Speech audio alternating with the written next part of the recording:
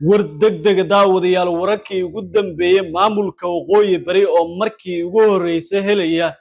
wafdigii ugu sareeyay ee beesha caalamka ah ee ka degaya magaalada Laascaanood ee maamulka waqooyi bari wafdi uu hogaaminaya ku-xigeenka guud ergeyga qaramada midoobay ee Soomaaliya George Conway ayaa ka degaya magaalada Laascaanood maalinta birita ah iyadoo socdaalkiisa ay ku weheliyaan mas'uuliyiin sarsare oo ka mid ah beesha caalamka xubno ka socday hay'adda qaramada midoobay ee u qaabilsan Soomaaliya hay'ado bini'aadanimo iyo sidoo kale mas'uuliyiin sare oo dhammaantood ka degaya magaalada Laascaanood oo muddo dheer kadib markii ugu horeysay qaabilaysa mid ka mid ah wafdiyadaasi iyadoo qaramada midoobay ku yeelanaysa xafiis gaar ah oo la mid ah midka maamul goboleedyada kale ay ku leedahay oo ay gaaraan mas'uuliyiinta qaramada midoobay u sareeya magaalada Laascaanood oo ay waddo weyn u furaysa gaaridda wafdigan xilli wafdiga gaaraya magaalada Laascaanood ay horey u tageen magaalooyin badan sida magaalada Baydhabo iyo magaalada Garowe oo maalmo ka hor ay ka yimaadeen wafdigan uu hogaaminayo ku-xigeenka qaramada midoobay ee Soomaaliya George Conway iyadoo mas'uuliyiinta kale ee la socday iyo dhammaan xubnaha ay gaarayaan magaalada Laascaanood haddii markii hore la isweydiinayo waxa looga reebay mashaariicda markan magaalada Laascaanood iyada ayaa noqon doonta mid ka mid ah goobaha iyo xafiisyada halkaasi ay gaaraan hay'adaha gargaarka bini'aadanimo ee qaramada midoobay hoos yimaada iyadoo mashaariicda ugu badan iyo sidoo kale barnaamijyada hay'adda qaramada midoobay ee bixiso ee maamul goboleedyada kale dhammaantood ka hirgalay ay markan si toos u gaarayaan magaalada Laascaanood iyadoo wafdiyada sidoo kale gaaraya iyo hay'adaha caalamiga dhammaantood indhayn doona magaalada Laascaanood iyo deegaano badan oo ka mid ah maamulka waqooyi bari haddaba waxaan kugula wadaagayaa waxay kaga dhigan tahay arrintani magaalada Laascaanood iyo gobolka Sool iyo gobolada kale ee uu gaarayo ergegan iyo wafdigiisa sidoo kale ergegan waxa uu ku soo kordhin karo hay'ado badan oo gargaarka iyo mashaariic markan loo furayo dhinaca magaalada Laascaanood ee uu gaarayo wafdigaasi ayaan kugula wadaagayaa iyo tallaabooyin badan oo markii ugu horeysay uu hirgalaya irdahana ka xirnaa muddo dheer oo dhinaca magaalada Laascaanood gaari lahaa sidoo kale waxaan kugula wadaagayaa mid ka mid ah go'aanada iyo sidoo kale qorshaha ballaaran ee hirgelinta maamul goboleedyada qaar ay ku heleen xafiis qaramada midoobay ah iyo sidoo kale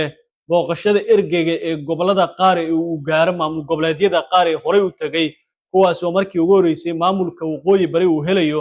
ama markaasi gaaraya waxaan kugula wadaagayaa guud ahaan xogtii ugu dambeysay ee socdaalkan ergeyga qaramada midoobay uu ku gaaraya magaalada Laascaanood iyo sidoo kale wadooyin badan oo xilligan magaalada Laascaanood looga diyaar garoobayo soo dhaweynta wafdiyadan heerka caalamiga ee magaalada Laascaanood ka degaya ka hor intaan kula wadaagin ugu soo biir oo halka subscribe taabo si aad mar waliba halkan kala socoto wararkii ugu dambeeyay guud ahaan xogaha xasaasiya warar xaqiiqda ku salaysan dhacdooyinka wararkii ugu dambeeyay ee xogaha xaqiiqa ayaan halkan kugula wadaagnaa daawadayaal daqiiqada ka dambeysa inagoo halkani ku baahina daawadayaal hagaag daawadayaal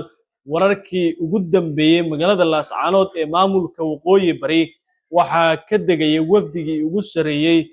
ee hay'adda qaramada midoobay gaar ahaan ku-xigeenka ergeyga guud ee qaramada midoobay u qaabilsan Soomaaliya George Conway oo sidoo kale ka mid ah mas'uuliyiinta ugu sareeyay u qaabilsan hay'adda qaramada midoobay arrimaha bini'aadanimada gargaarka iyo sidoo kale markaasi booqashooyinka la xiriira kormeerka mashaariicda ka hirgalaya maamulada qaar magaalooyinka qaar iyo sidoo kale guud ahaan deegaanada kala duwan iyadoo tani ay ka dhigan tahay mid ka mid ah socdaallo taariikhi ah oo ku gaaraya magaalada Laascaanood gaaridiisa magaalada Laascaanood ee ergeygan iyo wafdigiisa ayaana ah mid weyn oo xilligan si weyn uga hirgalaysa halkaasi taasina sidoo kale ay muujinayso go'aano weyn iyo tallaabooyin kale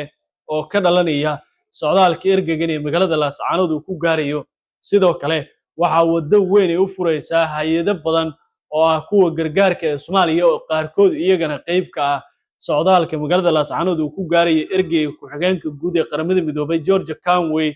iyo sidoo kale mas'uuliyiinta kale haddaba wafdiga ergeyga uu hogaaminayo waxaa bilihii ugu dambeeyay socdaal ku marayeen maamul goboleedyo badan sida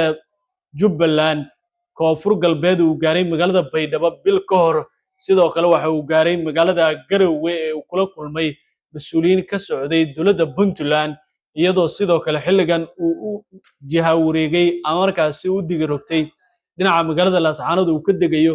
halkaasina sidoo kale la filayo inuu kormeero mashaariic iyo sidoo kale gargaar hay'ado bini'aadanimo ay ka fulinayaan halkaasi in hay'adda qaramada midoobay ay halkaasi ka hirgelinaysa xafiis hoos yimaada xafiiska weyn ee Soomaaliya taasi oo waddo weyn u furi doonta gargaarka guud ee maamulka waqooyi bari uu helayo markii ugu horeysay muddo dheer kadib iyo tallaabooyinkaasi oo ah kuwa si weyn markan u soo dhaweynayo maamulka waqooyi bari sidii xogtii ugu dambeysay lagu helayo magaalada Laascaanod si weyn ayaa looga dareemayaa sida ilo ku sugan ay xaqiijiyeen qabanqaabada soo dhaweynta wafdigan sare iyadoo tallaabadaasi u dhiganta mid ka mid ah tallaabooyin weyn oo maamulka waqooyi bari u qaadayo arrinta gaaridda magaalada Laascaanod ee ergeyga wafdigiisa hay'adaha caalamiga iyo sidoo kale xubnaha kala duwan ee gaaraya halkaasi iyo soo dhaweynta magaalada Laascaanod xilligan qabanqaabadeedu ay ka bilaabatay ee wafdigaasi uu ku gaarayo haddaba ergeygan go'aanadii ugu dambeeyay iyo sidoo kale qorshaha socdaalkiisa uu kaga hadlay mar uu ku sugnaa maamul goboleedyada qaar sida magaalada Baydhabo iyo magaalada Garowe ee uu ka jeediyay ujeedada qaramada midoobay ee xilligan ee kordhinta kormeerka mashaariicda iyo sidoo kale hay'adaha kale ee xilligan gargaarka bixiya ee qaramada midoobay hoos yimaada laameeda kala duwan iyo socdaalkiisa uu ka hadlay ayaana sida tan u dhignaa avert the worst outcomes, especially in such difficult circumstances. Difficult circumstances in which we see the stacking up of multiple types of crises. And as other speakers have already said, in Somalia, across the country, we continue in some parts of the country to experience devastating impacts of a protracted drought. In other areas where rains have been taking place over the last months, we still have the lingering impacts of malnutrition on children and food insecurity, including a concentration of severe acute malnutrition in specific locations in the country, including in Barakaba, which we are very concerned about, and we are seeking to scale up our response to prevent the risk of a famine in these areas. But as others have said, we look forward now towards a very complicated next 6 months. With the likely impacts of the El Nino phenomenon. In 2023, we saw the impacts of the previous El Nino, which caused the worst flooding in 100 years. And if this is worse than that, we'll wait and see how the forecast and how the actuality materializes. But this can have a devastating impact on riverine communities and flash flooding in urban environments, as we've seen in previous flooding cycles. So we have a lot of work to do, both right now today and looking forward to the next 6 months. But we do so in a very different context than that in which we've found ourselves in the past. The crisis in the Middle East has resulted in a significant impact on fuel prices and on operating costs, as well as on inflation of basic foodstuffs and goods. This means that the limited resources that we have available